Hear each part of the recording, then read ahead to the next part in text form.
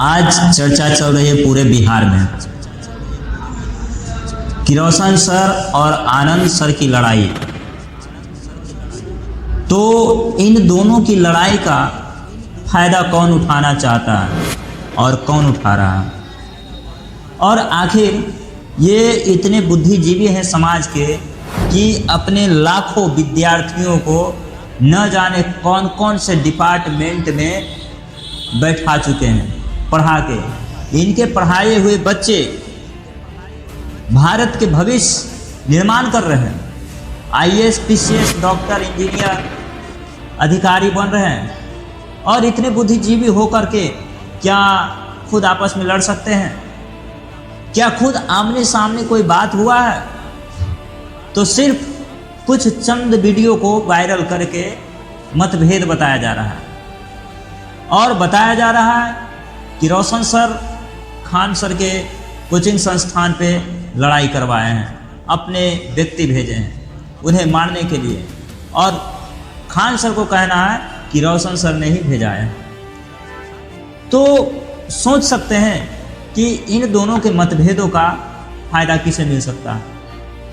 याद रखिएगा, आज से कुछ साल पहले, यानी कि पिछले साल की बात है, जब आंदोलन एसएससी आंदोलन थमने की नाम नहीं ले रहा था, तो उस समय सारे शिक्षकों को जेल में बंद कर दिया गया था। और अभी बिहार नीट, बिहार के एसएससी पेपर हो या कोई भी परीक्षा हो, पेपर लीक हो, नीट की पेपर लीक की घटना हो, शिक्षा मंत्री के इस्तीफे की मांग हो, या बीपीएससी 4.0 की मांग हो, ये सभी की बातों को ये दोनों गुरुजी जो थे मुखरता से उठा रहे थे, जो सरकार को हजम नहीं हो रही थी, और सरकार कुछ इस पे कर। तो पहला नंबर था जो था कि समाज को बांटने की काम कर रहा है। जो विद्यार्थी बेरोजगारी के नाम पर, नौकरी के नाम पर एक हो रहे थे, उन बेरोजगार छात्रों को ही बांट दिया गया, और उससे पहले टीचर को भड़का दिया गया।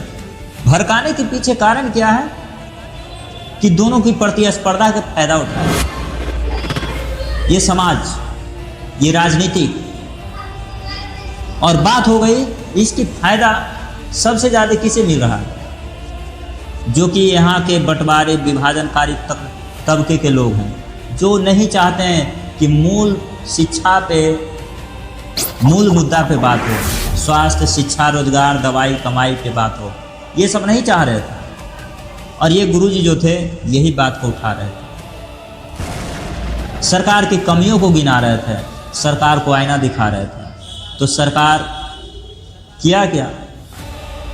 एक चिंगारी फेंक दिया। जैसे अंग्रेज जो था फूट डालो शासन करो की नीति पे चल रहा था, वही एक काले अंग्रेज जो है फूट डालो और राज करो की नीति अपना लिया। और वहाँ पे सीधी सी बात कहा गया क्या कि ये खान सर जो है मुसलमान हैं। पहले से खान सर मुसलमान नहीं थे, पहले से खान सर थे, और अब जो है खान सर नहीं है, फैजल खान हो गया। पहले से ज्ञान बिंदु के संस्थापक रोशन आनंद सर थे, और अब जो है रोशन यादव।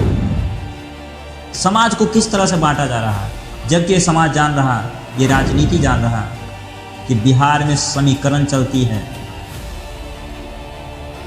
मुसलमान और यादव की, दलित मुसलमान यादव की, और इसी बातों को इन्होंने फायदा उठाया और समाज को बांटने की कोशिश किया जा रहा है।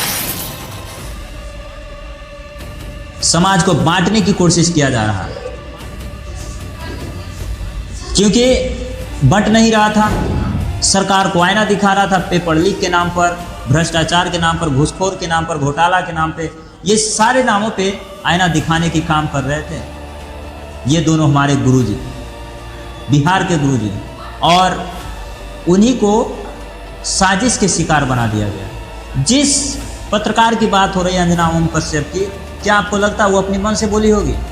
अरे अपनी मन से क्या बोलेगी?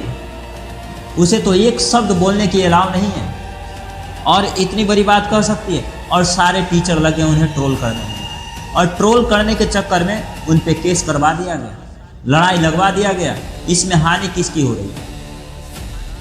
इसमें हानि सिर्फ बिहार के युवाओं को हो रही है, बेरोजगार लड़के और लड़कियों को हो रही है, गरीब तबके के माँ बाप को हो रही है कि जो आशा कर रहे थे, विश्वास कर रहे थे और जा रहे थे पढ़ लिख के नौकरी की मांग कर रहे थे, नौकरी की इच्छा कर रहे थे, नौकरी पा रहे थे, उनकी बातों को अब नज़रअंदाज किया जाएगा। क्योंकि इनका काम है कि जो सहारे के लिए आए उसे ही पहले डिस्पोज कर दो, उसे ही साइड कर दो, फिर जो बेसहारा है वो उसको कोई आवाज़ नहीं उठाएगा।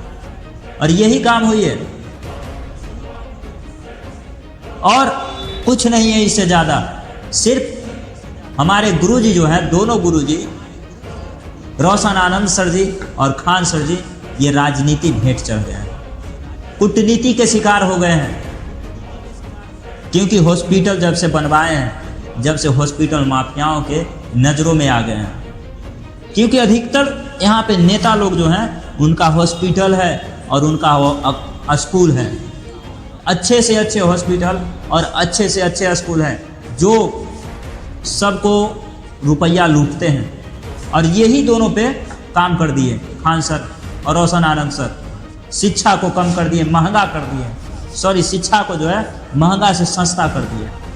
और अस्पताल, शिक्षा, रोजगार को भी इन्होंने शुरू कर दिया था क्रांति लाने की। यही बात जो है इन लोगों को नहीं पचा। और ये छोटी बात नहीं है, जो काम सरकार करने में नाकाम है वो ये दो गुरुजी कर रहे हैं, तो क्यों ना खलेगा। और गुरुजी जो है सबसे बड़ा काम कर रहे हैं, इन लोगों को डर सताने लगा है कि कहीं अगली चुनाव में ये सरकार न बना ले। क्योंकि एक नई स्कीम जो ला रहे थे, पहले शिक्षा की क्रांति जला दिए, आंदोलन ला दिए, फिर स्वास्थ्य में आंदोलन ला रहे थे, और हो सकता अब की बार सरकार ही न बना ले। ये डर सता गई, इसलिए सोचा गया कि कोई ऐसी राजनीति करो, कूटनीति करो जिससे हम लोगों की दुकान चलती रहे। इसलिए इनको साइड किया गया। अब टाइमलाइन देखिए कि आज से कुछ दिन पहले जो होती है, नीट की पेपर लीक होती है, शिक्षा मंत्री के इस्तीफे की मांग किया जाता है और सरकार चुप रहती है, कोई जवाब नहीं देती है, सिर्फ आंदोलन को दबाने की कोशिश करती है, वाटर कैनन और पुलिस के लाठी चार्ज करती है, इससे ज़्यादा कुछ नहीं करती है। उसके बाद बिहार में बीपीएससी ट्रेप 4.0 की आंदोलन होता है, उसमें भी शिक्षा मंत्री ज़्यादा कोई स्पष्ट उत्तरदायी नहीं निभाते हैं, स्पष्ट उत्तर नहीं देते हैं। इसी बीच 12,000 बिहार पुलिस की सीट जो है सिर्फ जीत जाते हैं स्कूल संस्थान के बच्चे, केजीएस के, उनके सम्मान समारोह होता है, ये सब पता नहीं चलता है सबको। उसी बीच जो है एक बात आती है, 2 कौड़ी की शिक्षक की बात आती है, जो कि एक चिंगारी थी सारे घटना को मोड़ देने के लिए। ये सब एक राजनीति किया धरा साजिश है और इससे ज़्यादा कुछ नहीं है। हम यही कहेंगे, मेरी ओर से बस इतना ही है, गुजारिश है कि आप सब समझदार हैं और आप राजनीति को हमसे ज़्यादा अच्छा समझते हैं और एक से एक विद्वान हैं हमारे समाज में, बेरोजगार समाज में, गरीबों की समाज में।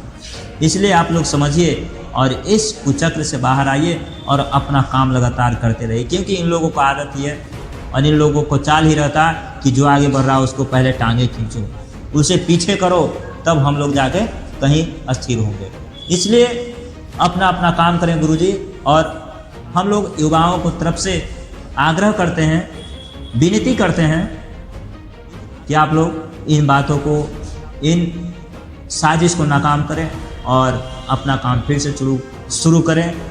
और आगे क्या कहेंगे? जय हिंद, जय भारत, जय संविधान, जय संविधान, जय हिंद।